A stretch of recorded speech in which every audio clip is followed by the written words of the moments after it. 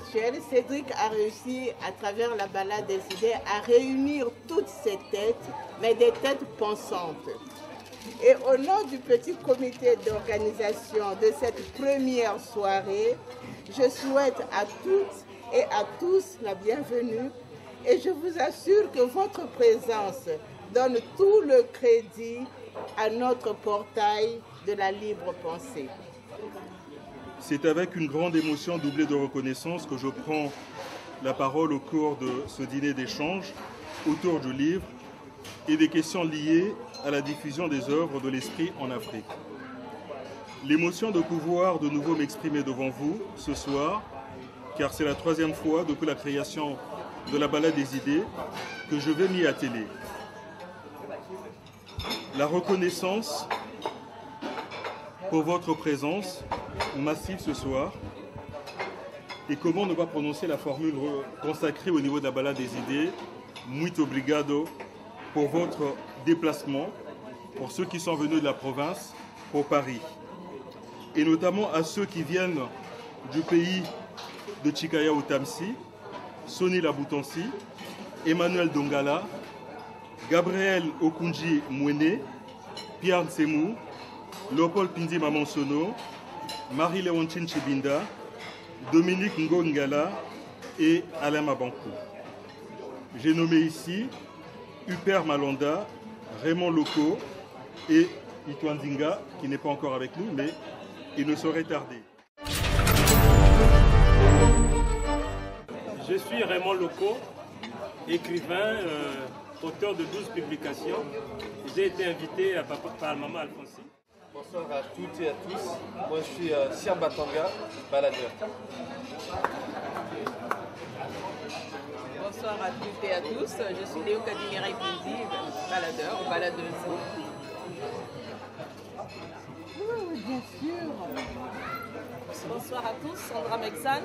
J'ai été invitée par Pinzi Cédric. Et le jeune homme. Et lui, c'est Victoire Emilien, futur baladeur.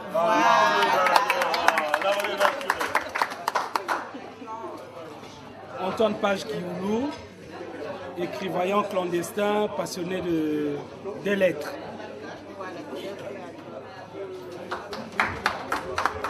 Donatien Kivouzou, sans titre. Bonsoir, je suis le père Ménas, je suis prêtre et professeur de théologie.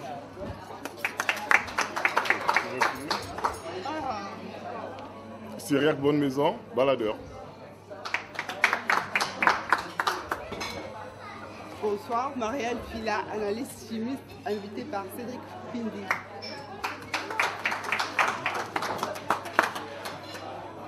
Armand Bouya, SDF. Je suis Marielle Panigoma, Dépêche de Brazzaville, pour relayer tout ce que vous faites. Je ne suis pas libre penseur, mais je suis plutôt un penseur libre. C'est pas la même chose. Mais Vedel Baouna, pop-pop-fléquer.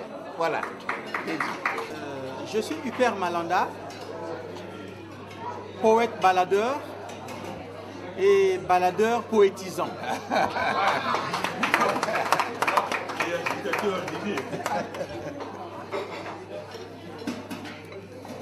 Je m'appelle Laurent Coy, je suis enseignant, promoteur des établissements privés à Brazzaville. Moi je suis Guin Soari, je suis un très ancien ami à Cédric et qui m'a convié aujourd'hui pour que je sois avec vous aujourd'hui. Donc voilà. On va passer à l'intervention du Père Malanda sur les origines endogènes de la poésie au Congo. Du Père Malanda. Au sujet de la poésie congolaise, Senghor avait dit la plus grande grandeur du Congo est dans la grandeur de ses poètes. Senghor le dit quand il est en train de préfacer œuvre poétique de Jean-Baptiste Tati Loutard, quand il avait rassemblé. Il le dit quand il fait la rencontre le dialogue des plateaux. J'aimerais rappeler aux compatriotes de la balade des idées que Senghor a eu beaucoup d'acquaintances avec un poète congolais, Chikaya Outamsi, après qu'il ait remporté le prix du Festival mondial des arts nègres en 1966 à Dakar, avec son œuvre poétique Épitomée. Le Congo est une terre de poésie. Pourquoi? Eh bien, parce que il y a lieu de dire que chaque pays a son égrégore. Mais on peut dire que le Brésil, c'est le football, le Japon, c'est la technologie. Oui, chaque pays a son égrégore et on peut dire que le Congo a un égrégore lié à la poésie. Nous sommes issus d'un pays de culture orale. La poésie est parole. La poésie, c'est la parole parlée, pour ainsi dire. Donc, la parole, l'enracinement, nos traditions orales se sont assurément reflétées sur notre imaginaire poétique. Voilà pourquoi je confirme ce que Léopold Senghor avait dit. La plus grande grandeur du Congo est de la grandeur de ses poètes. Bon, je ne comprends rien à la poésie, mon gros. Là, certes, au-dessus de mon lit, il y a un poème. Mon fils, tu seras un homme, mon fils, de Kipling, mais c'est parce que j'ai lu des livres, au moins 5 ou 6, sur ce poème-là. Et puis celui de Baudelaire, de Rimbaud, on n'est pas sérieux quand on a 17 ans. Ce sont les seuls poèmes que je comprends. Je ne comprends rien, à vrai dire, parce que je suis un éternel inculte, peut-être, si j'ose dire. Senghor, ok. Chikaya Outamsi, ok. Jean Tétiloutar, ok. Mais est-ce que tous ces gens-là ne se sont-ils pas inspirés de la tradition? Puisque le sujet renvoie aux sources endogènes de la poésie. Est-ce que la tradition africaine n'est-elle pas poétique? J'en détache les syllabes. Elle n'est pas écrite, la tradition africaine. Elle relève de l'oralité. La transmission au niveau de la tradition africaine et tout, et se fait par l'oralité. Est-ce que cela n'a pas un lien avec la poésie? Et évidemment, nos traditions orales sont les temples même de la poésie. Nos traditions orales, à travers les proverbes, à travers les devinettes, à travers la multitude de dictons qu'elles comportent. Donc, la poésie, quand puiser les auteurs que nous sommes aujourd'hui, la poésie n'existe pas seulement avec la publication de Chikaya, de Martial Sindak et Okunji, Pierre Nsemou, Raymond Loko, Sonny Laboutansi. Il y a une première poésie qui n'a pas été écrite.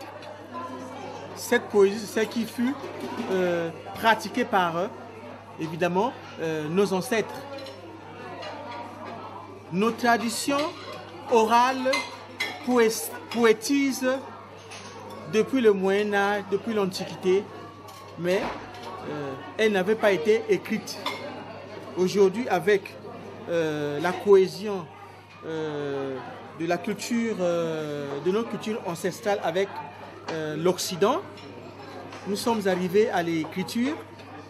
Sinon, le Congo a toujours été une terre de poésie, même si il y a, au-delà des ouvrages que nous voyons, un iceberg qui ne se fait pas voir.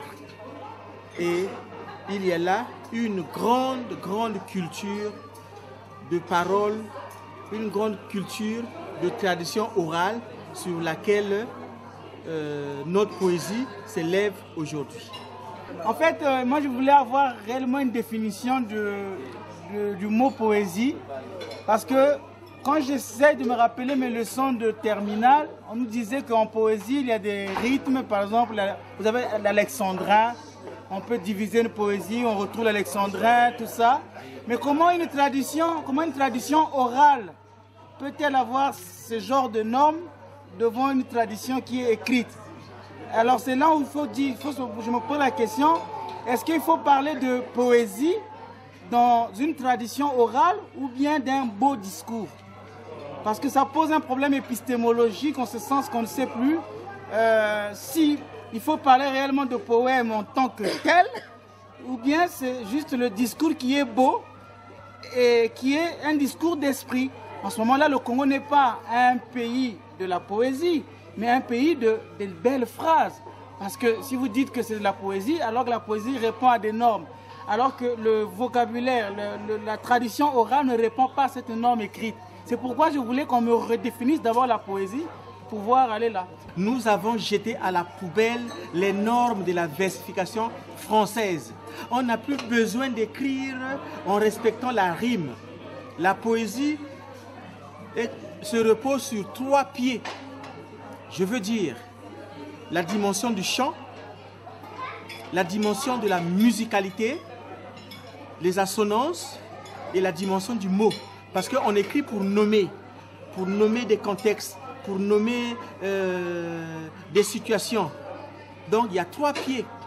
On s'en fout. Il y a ce qu'on appelle évidemment, ce que tu viens d'évoquer, ça c'est la versification française qui parle des pieds, des rimes. Nous n'écrivons plus comme ça. Nous avons, cette culture-là a été jetée depuis Arthur Rimbaud. Donc nous sommes des poètes libres. Nous ne voulons pas, en écrivant, nous enfermer dans des normes. Nous sommes des hommes de liberté et donc nous faisons ce que nous voulons faire. Et donc, il y a une nouvelle poésie qu'on appelle la poésie libre. Donc nous écrivons librement. On est là justement pour échanger, pour discuter en toute convivialité. Alors c'est vrai qu'on a parlé de la poésie aujourd'hui qui n'a plus de normes, notamment quand on parle de la poésie africaine. Et je voudrais aussi ajouter que la poésie africaine aujourd'hui prend une dimension qui est émotionnelle. Émotionnelle pourquoi? Parce que comme a dit Léopold Sédar Senghor, l'émotion est nègre et je pense que c'est ce qu'il faut retenir aujourd'hui. Voilà, merci beaucoup. Je voudrais enchaîner sur ce que Léo Kadi Mireille Pindi vient de dire. Qu'il y a une dimension émotionnelle. Aujourd'hui, on nous fait croire que l'émotion est négative. Non, l'émotion n'est pas négative. Quand j'écoute, par exemple, des chants de chez moi, du Congo, du terroir du Congo, ou dans lesquels, par exemple, une personne, le poète, dit « Prends-moi », il le dit en langue, prends-moi et mets-moi sur ton cœur. Je vais dire qu'il n'y a rien de plus beau. Je vais le dire en langue koyo. Beranga oyanga motema. Mais il n'y a rien de plus beau. On est dans la vraie poésie. Je vais dire, la poésie est différente de ce qu'on appelle les alexandrins, les vers rimés. Non, la poésie, c'est une manière d'être, de s'exprimer. C'est une parole rythmée, une parole musicale. Et je pense que ce que Huppert a dit, effectivement, dans notre société, que ce soit en langue Congo, en langue Koyo, en langue Lingala, nous avons quelque chose de poétique. Il n'y a qu'à voir les chansons, les chants qui sont chantés en Lingala, c'est plein de poésie. Je ne suis pas convaincu qu'il y ait une poésie endogène congolaise. Il y a des ngana, il y a des proverbes qui résonnent comme poétiques. Mais il n'y a pas de poète congolais. Au départ, le poète congolais naît avec la littérature qu'on lui enseigne. Il ne naît pas ex nihilo. Citez-moi un poète congolais du temps jadis. Ça n'existe pas. Parce que la tradition n'a pas laissé de traces. Le poète congolais naît avec l'écriture quand il peut la retranscrire sur un bout de papier. La poésie congolaise existe. ce n'est pas parce qu'elle n'était pas écrite qu'elle n'existait pas. Le même débat se pose aussi en littérature. Nous avons une littérature orale et nous avons une littérature écrite qui a commencé par Jean Malonga. Avant qu'on n'écrive le premier roman, Cœur d'Ariel de Jean Malonga, la littérature congolaise existait. Donc, comme vous le dites, à travers les proverbes, les énigmes et tout ça. Ça, c'était déjà une oralité qui existait déjà depuis les temps anciens. Le sujet qui avait été confié à Huppert, c'était les origines endogènes de la poésie. Ça veut dire que ce qui est propre à nous, Congolais, pourquoi les Congolais s'adonnent tellement à la poésie. Et je pense que le débat sur l'écrit et l'oral, aujourd'hui, est largement dépassé parce qu'il a été longtemps traité par les intellectuels africains réunis au sein de l'UNESCO. Armand Boya, il ne faut pas dire comme ça. Parce que ce que tu veux dire, veut dire quoi? Que quand tu n'as pas vu quelque chose, elle n'existe pas. Ça veut dire autrement quoi? Que il y en a qui ont dit que les Africains n'ont pas d'histoire. Mais parce que l'histoire africaine n'a pas été écrite. Aucun Africain n'avait le sentiment de faire de la poésie. Quand un poète européen dit « je suis poète », il est conscient de faire de la poésie. Quand un Africain fait de la poésie, il n'affirme pas faire de la poésie. Il fait une chanson, il fait un truc, mais il ne se dit pas poète. On fait de la prose, on est des poètes nés, mais on ne le sait pas. En fait, voilà.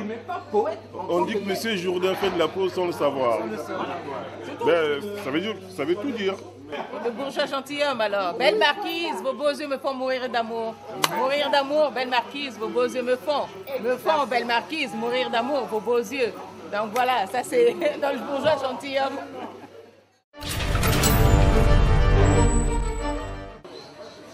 Il m'a été demandé d'exposer sur un thème qui s'intitule « Écrire pour quel lectorat ?» Mais avant d'aborder mon thème, je tiens à remercier d'abord Maman Alpha, Alphonsine Bouya, qui m'a invité dans ces lieux pour découvrir tous ces talents, toutes ces intelligences-là qui sont là assises. Et en second lieu, je voudrais remercier M. Cédric Pindi, que je découvre, que j'ai toujours découvert en fait, sur les réseaux sociaux, mais je ne savais pas que c'était un beau garçon comme ça. Et puis, voilà.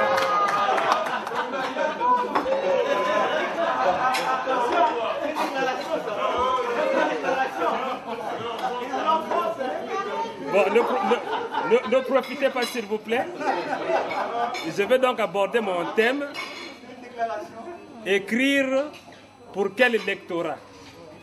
Dans ce thème, il y a deux mots-clés. Il y a l'écrire et puis il y a lectorat. Écrire vient donc de l'écriture. Écriture, n'est autre qu'un procédé. Et par contre, le lectorat est un ensemble de personnes ayant lu un livre ou soit un auteur. Mais s'arrêter là serait ne pas rentrer dans le bon débat, mais il serait souhaitable de faire le lien entre l'écriture et le lectorat. Alors ce lien nous pousse à chercher les difficultés que rencontre l'écrivain, et particulièrement l'écrivain africain. L'écrivain africain a beaucoup de problèmes. Il est dans un environnement qui ne lui permet pas d'évoluer. Et le livre ne parle pas. Le livre, il faut qu'on le fasse parler. Pour le faire parler, il faut le médiatiser. Il faut qu'il y ait les Anthony qui viennent poser des questions sur ce livre-là. Il faut qu'il y ait les Bédel qui viennent poser des questions sur ce livre-là. Les Goma qui viennent poser des questions sur ce livre. Et finalement, le livre va avoir la parole. Voilà. Et ça, ceci dit, nous pensons qu'il y a de l'autre côté le lectorat. Parce qu'on n'écrit pas pour soi. Parce que s'il s'agissait d'écrire pour soi, on écrirait et puis bon, on gardait ces choses à la maison.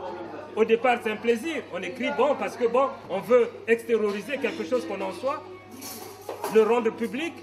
Et une fois écrit, il faut que cette chose-là puisse traverser les frontières. Et pour traverser les frontières, il faut que cette chose-là soit mise sur papier et voilà, bénéficier de certaines conditions pour être diffusée.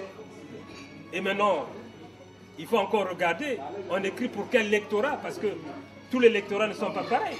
On peut écrire pour les enfants, on peut écrire pour les personnes âgées, on peut écrire pour les personnes adultes. Et quand on est écrivain, il faut qu'on sache en soi pour qui on écrit. Est-ce qu'on écrit pour les enfants? Moi, par exemple, je ne sais pas écrire pour les enfants. Je sais écrire pour les adultes. Et je sais aussi écrire pour les vieillards. Mais dire pour écrire pour les enfants, il faut que je fasse je mette les images, les dessins animés, les dessins plutôt à côté, pour que l'enfant comprenne le message. Alors donc, un bon écrivain, c'est celui-là qui essaie de mettre toutes les chances de son côté pour intéresser un grand nombre de lectorats. Plus le lectorat est grand, plus on va vers la célébrité. Mais il faut parler du roman congolais. Moi, je fais 12-7 de tension. Là, je suis à 12-7.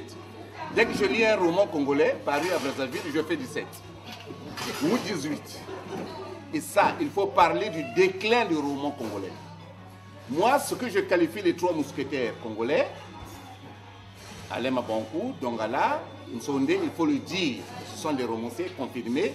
Et j'ai découvert une dame récemment, bien qu'elle boive un peu de vin, trop de vin, en l'occurrence Alphonsine Gouya, parce que j'ai lu son roman, moi je ne flatte personne.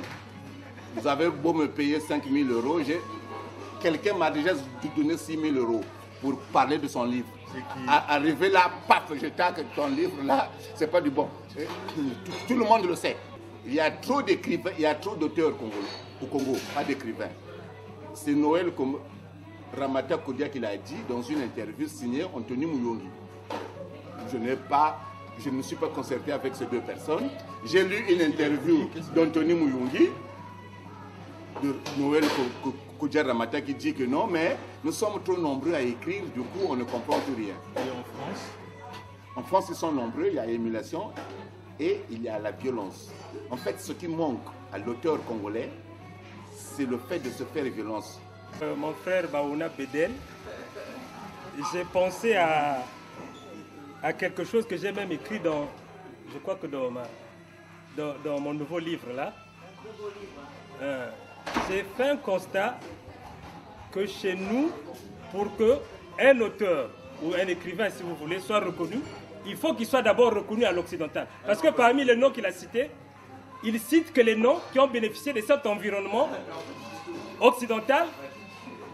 Voilà. Mais le national... Mais tu ne l'as pas cité Hyper Malanga, malheureusement. Tu l'as oublié alors. Tu l'as oublié. Si tu l'avais cité, peut-être que je n'allais pas aborder. Bon, ok, il n'y a pas de problème. Mais je pense, moi, je commettais cette erreur-là. Je pensais que ma peau là, c'était la dernière. Et à un des salons, j'étais en train de regretter le fait que nous ne connaissions pas l'écriture. Mais quand j'ai commencé à gratter, je me suis rendu compte qu'il y a plein de choses que nous connaissions, mais 4 siècles d'esclavage ont détruit. Quand je vois l'os du Chango que j'étais en train de citer là, c'est en RDC. En RDC à côté de nous. Quand je vois le Nil, ça prend sa source là-bas dans les grands lacs. Et l'Égypte antique. Les gens sont partis certainement de là et c'était des Noirs. Et là-bas, il y a une écriture. Le Soudan, il y a des pyramides. Voilà. Mais moi, j'étais du côté de ceux qui pensaient que nous sommes donc les derniers de cette planète. Mais quand j'ai commencé à étudier, à comprendre, je me suis rendu compte qu'il y a quelque chose qui ne va pas dans ma façon de voir les choses. Non, chers amis, c'est avec une certaine émotion que je vais lire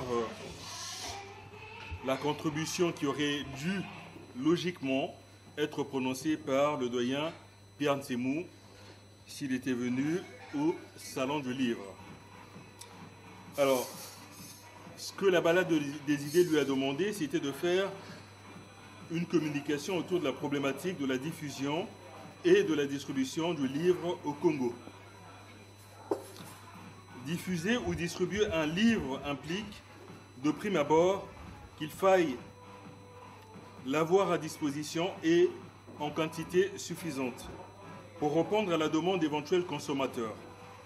Ce qui au Congo n'est pas chose aisée, en ce que le livre, celui qu'on peut ranger dans le domaine de l'évasion, de l'objet ludique, celui du plaisir, de la détente, de l'esprit et non le support technique, nécessaire à l'exercice efficient et efficace d'une profession, d'un métier, dont la pratique gagnerait à intérioriser théoriquement les principes consignés dans un livre, un manuel écrit, pour les besoins de la cause.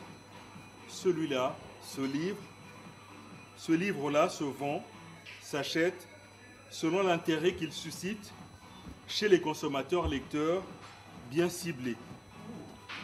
La problématique qui concerne notre propos du jour, je dois dire notre problématique de cette nuit, est tout à fait spécifique à ce qui se consomme avant ou après une activité professionnelle. Il s'agit des livres de fiction que sont les genres littéraires majeurs, à l'instar des romans, des nouvelles, des pièces au théâtre et de la poésie. À ceci, on pourrait ajouter des essais littéraires pour les abonnés à la réflexion, à la méditation féconde. Partons donc de l'édition au Congo pour dire que ce n'est point une mince affaire, ni une partie de plaisir, car pour ne prendre à titre d'exemple que notre propre expérience, nous avons dit ici à Paris, lors du Salon du Livre de mars 2014, prenant appui pour illustrer notre propos sur le témoignage de 2 anciens élèves présents en France et au Salon, que nous avions eu en classe terminale au lycée Drapeau Rouge, aujourd'hui Chaminade. Il y a 25 ans, à l'époque des textes écrits en ce moment-là, et dont certains avaient servi d'exercice pratique de commentaires composés pour les préparations au baccalauréat, ces textes, disais-je, constituaient aux 3/4 l'ossature de mon premier recueil de poèmes, La flûte du cœur. Les poèmes portent chacun une date de création et on peut lire 1987 partout et leur publication après édition en 2012. On a bien un quart de siècle entre la création et l'édition. Les raisons sont à rechercher et à trouver dans les frais colossaux d'édition des livres au Congo. Pour les moyens presque inexistants des auteurs détenteurs de manuscrits qui ne trouvent absolument pas de maison d'édition à même d'assurer la précieuse opération à compte d'éditeur, un rêve inaccessible pour les Congolais, jeunes ou adultes. Contraints de suivre le chemin de la croix qui se décline à arpenter la galère d'une ardoise onéreuse, le labyrinthe qui éreinté par une étreinte contraignante, connue sous le label publication à compte d'auteur. Lorsqu'en désespoir de cause et par bonheur, ou pour les plus chanceux, un oiseau rare accepte de se délester d'un surplus d'espèces sonnantes et trébuchantes pour faire acte charitable et subventionner l'édition de votre livre à hauteur de 70 000 francs ou 150 000 francs CFA pour un livre à 150 ou 200 pages et un tirage minimum de 50 ou 100 exemplaires, il va falloir affronter la difficile campagne de vente après une cérémonie de présentation dédicace. Elle-même onéreuse pour l'écrivain, 150 à 250 000 francs CFA. L'exemplaire devant être vendu autour de 10 à 15 000 francs CFA. Il n'est pas rare qu'après la présentation d'un livre, il ne soit vendu qu'un seul à 5 livres.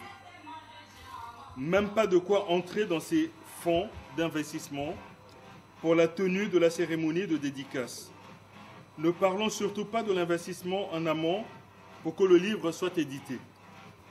Au bout du compte, l'écrivain a entre ses mains, après s'être délesté de 3 livres offerts à titre gracieux au modérateur, présentateur et critique littéraire du jour, presque toute la commande, à faire écouler en faisant le porte-à-porte, commande à la cité ou de bureau à bureau dans les milieux professionnels, en proposant la concession des livres en mensualité.